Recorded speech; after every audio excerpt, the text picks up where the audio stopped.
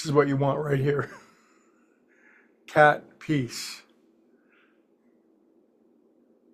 Amazing. It's amazing how the natural world can relax. So I said something at the start of class. I have no idea why I said it. Do we have any idea why we say anything?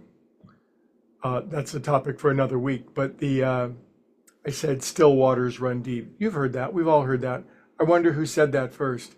We could ask AI and we'd find probably some kind of answer, but it's probably ubiquitous amongst human beings, this sense that still waters do run deep. And it's just another one of those nature analogies, isn't it? We love our nature analogies and metaphors. I wonder why we like that. Well, nature is perfectly reflects God's reality. Was it John Muir or Emerson? Somebody said nature is God's body. And so when we look out at nature, we see truths that oftentimes we humans are extraordinarily adept at finding some way to hide because we are the most curious animals, but still waters run deep. And so there's another great nature analogy that I'll employ briefly, I promise, to help to impart to myself, and hopefully you find it interesting to share in the thought that there's another great metaphor in nature, and that of course is our friend, the friendly tree.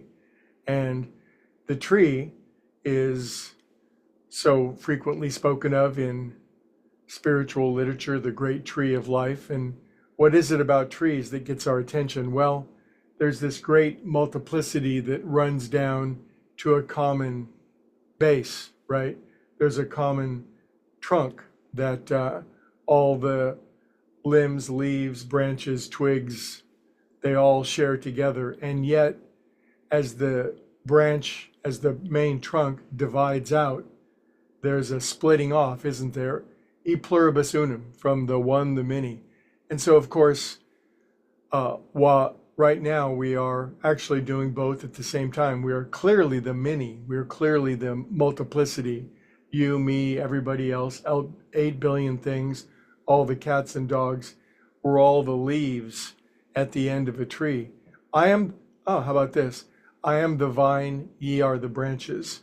So the wise branch, the wise leaf, remembers that it's part of a great whole, and yet it's so incredibly easy to forget that. In fact, have a look at the world today. The Native American Indians have a nice, they recognize this. They recognized when their various tribes were warring, and that wasn't at all unusual in the history of North America. The great tribes would shift across based on where the buffaloes were and such, and there'd be these great battles, and the elders of the tribe would counsel the frisky young ones and say the warring was very much like branches of the very same tree fighting one another. Now, fortunately, we modern people are way smarter than that. We don't do that. But, these branches, they go branching off, don't they? And, you got a branch over on the left side and you got a branch over on the right side. And the branches are eyeing one another and saying, you're the problem. No, you're the problem. And it's two sides of the very same tree arguing one another.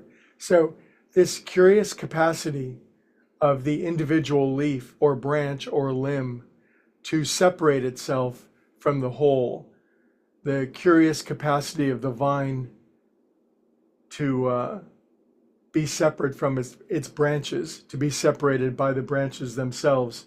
Yogis recognized this thousands of years ago, and they identified this ability of the individual to separate itself from the whole as the primary evil of all mankind. Isn't that amazing? They identified that 3,000 years ago in their scripture, earlier than that. But the word they used was avidya, avidya, avidya. Avidya is the number one affliction of mankind, of anyone that's suffering from it. And avidya literally means to forget who we are. Avidya means to forget. And it is the great disease of mankind. It leads to all the other afflictions. When we forget who we are, we make one error after the next. Avidya is very much like an individual leaf or branch, turning and looking back at its source and tying a tourniquet around itself and pulling it ever tighter until it begins to die from lack of source, lack of sap, lack of life. And I don't know about you guys, but I certainly have had my share of avidya, and it certainly hurts like hell. And it certainly reminds us to untie that ligature, that tourniquet that we attach to ourselves, because you know what? Still water runs deep. The sap goes way deep, and we can have as much of that as we want if we untie the ligature, the tourniquet of self. But it does require making direct contact with a very important individual, the branch manager. If we're cut off from the branch manager, the actual vine itself, we suffer, and our little leaves start to shake. We look at other branches and we begin to argue with them, thinking, if only those branches would get in line. And but we don't have to be in that condition for long. We simply remember, make contact with the branch manager, remember who we really are. And I think I've probably strained the tree metaphor as much as I can, but I hope you found it at least amusing and entertaining. And I'll see you guys tomorrow, and I get to listen to you and your wise counsel, which is enormously important to me. I'll see you guys tomorrow.